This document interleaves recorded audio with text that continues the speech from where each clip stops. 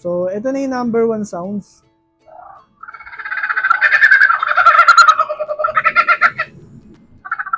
Ayan po. So, yan yung number 1 na busina niya. Yung number 2 niya.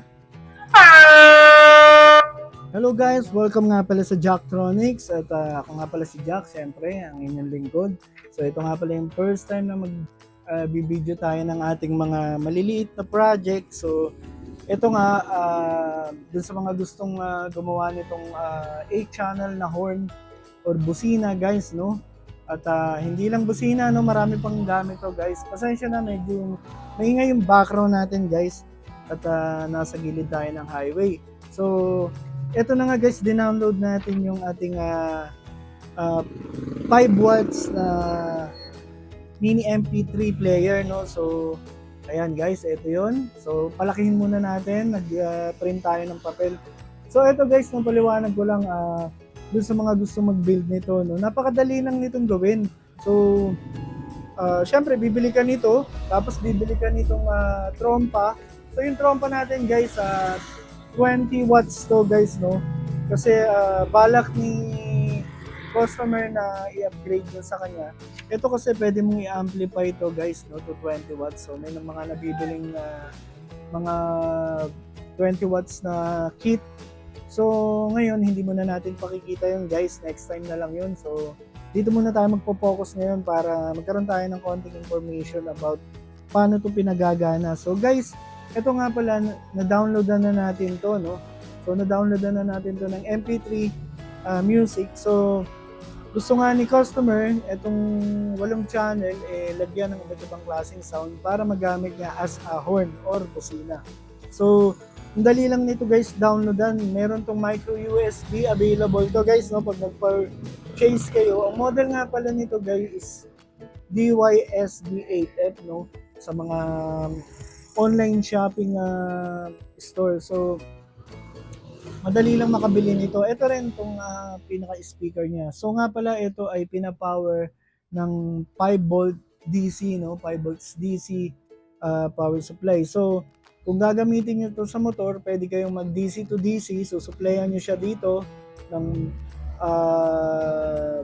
bibili ka ng 12 volts to 5 volts na DC to DC power supply. So, para kung kakabit mo nga sa motor, no? So, yung speaker niya, guys, no, pwedeng 4 to 8 ohms. Nandiyan na yan, guys. No? Ang dali lang. So, pwede ka mag-headset dito kung gusto mong gawin player to ng MP3. So, meron ditong deep switch, no, guys, para sa kanyang capability, no? Kasi ito, dual purpose yung paggagamitan ni sir nito. Gagamitin niya kasi napapaos na siya kakasigaw dun sa kanyang tinda. So, pwede rin itong gamitin paulit-ulit. Once na tinrigger mo yung isang sounds, paulit-ulit na siya ng paulit-ulit, no? So, ayun, pwede yung ganun. Tapos,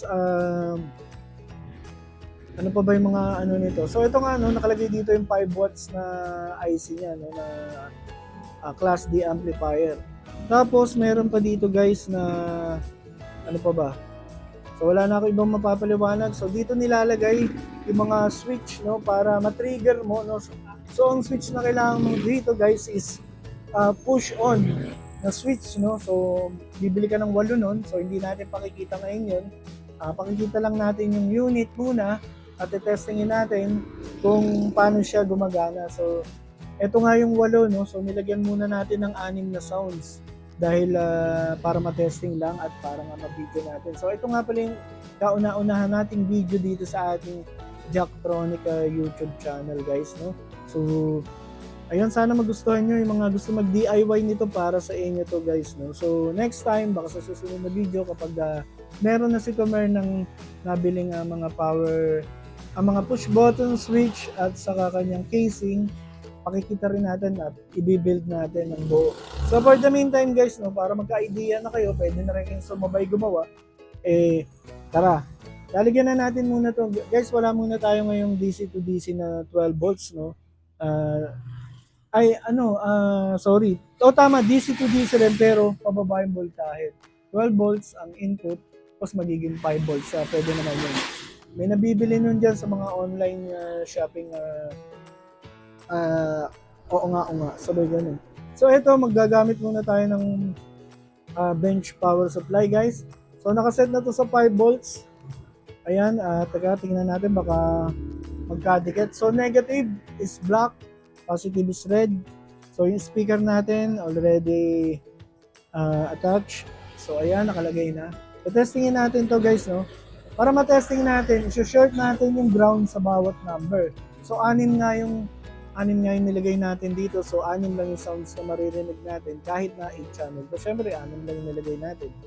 So ayun na nga. Ang gulo mo talaga, Jack. So ito na yung number 1 sounds.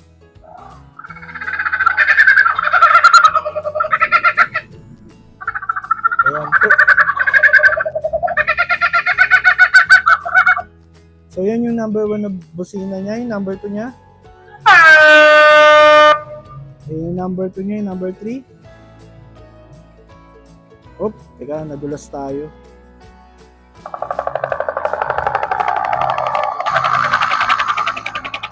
So yun yung helicopter na tunog. Huwag mong subukan. Masisira ang buhay mo. Ayan, number susunod. Autobots, transform! Ito yung susunod pa.